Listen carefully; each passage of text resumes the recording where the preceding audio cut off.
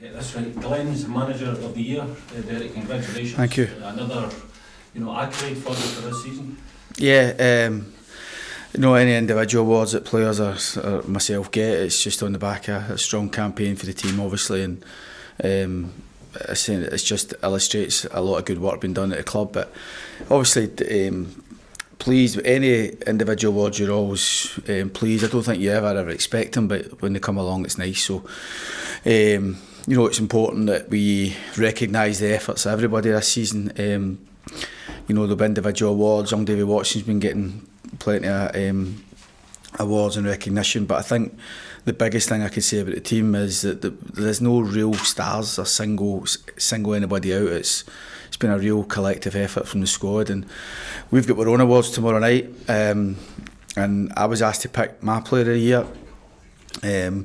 The players' player of the year was a tough shout for the players when it was touch and go with a few of them. There probably could be about 8 or 9 strong candidates, and I think that in itself tells you how strong a campaign a lot of the players have had, but the club in general. How are you summing up the season with 1 game to go? Absolutely delighted. It's probably been up there with one of the most enjoyable, if not the most enjoyable. It's an absolute pleasure coming to work because you know what's facing you. You've got brilliant staff who make things a lot easier for me. That core staff of Paul Sheeran, Alan Archibald, Craig Clark, the ones that they're involved in every decision, they're involved at every aspect of training, every decision we make on team selection and systems, how we want to play. So they've been a great help to myself. But we've got a great group of lads who it's a pleasure to come to work, and I think it's important for any manager out there that you've got that enthusiasm for the job. Some days can be harder than others, but the fact we've only lost since the start of December to Rangers and Celtic shows the competitive side to it. So there's not been a lot of soul searching this season. There's not been a lot of having to pick people up. We've come in the door on a Monday morning and the place has been buzzing and it's been bouncing and we're ready to go for the next challenge.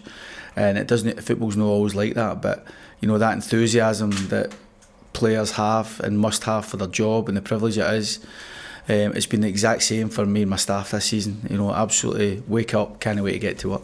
I guess that will transfer onto next season then. You don't have to start afresh if you're trying to work them up.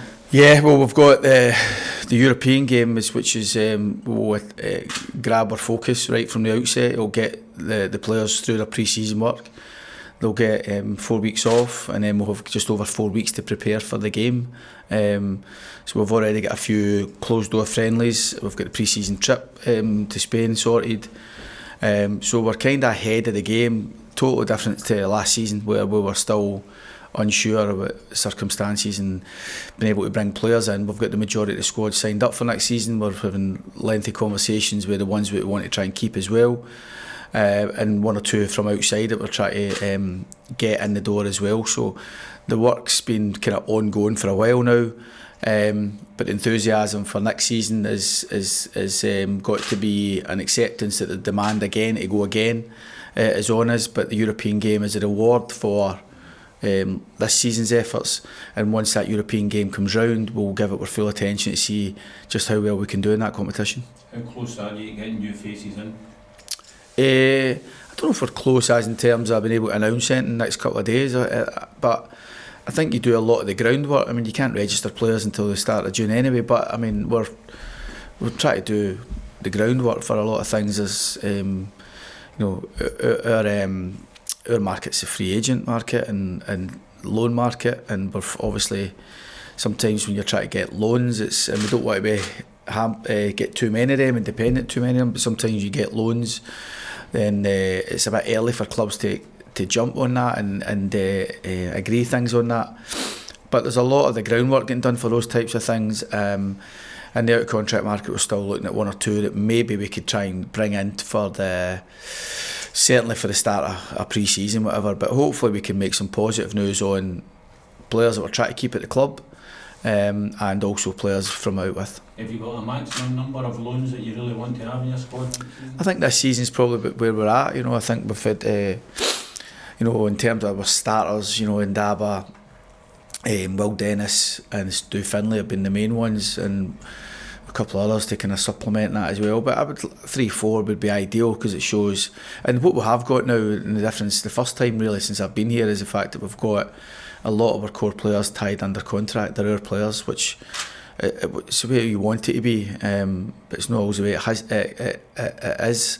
And I think for now it's important that we try and get more Kilmarnock players and just come away from the loan market as much as we can and just use it, dip my toe in and out. We can. The loan market can, when you start bringing the loan market in just to supplement your squad, it's probably the wrong way because you want your squad supplemented by the academy players as well. But when there's an opportunity to bring loan players in that can make your starting 11 better, maybe players who are on far greater salaries than what we are currently able to pay, but you can do deals, then you should always be interested in that type. And you take the opportunity to get some academy players into the team tomorrow? Nobody that's not been involved of late.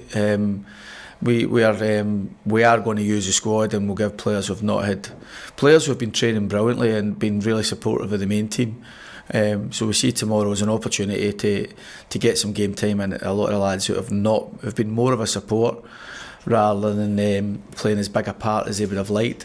Such as the consistency of the team, I've very rarely changed the team. It's been the same 9-10 boys week in, week out, and I think we've seen the benefit of that. But there's been 7 or 8 boys behind that who have trained brilliantly, been so supportive and not done a lot wrong to be out of the team.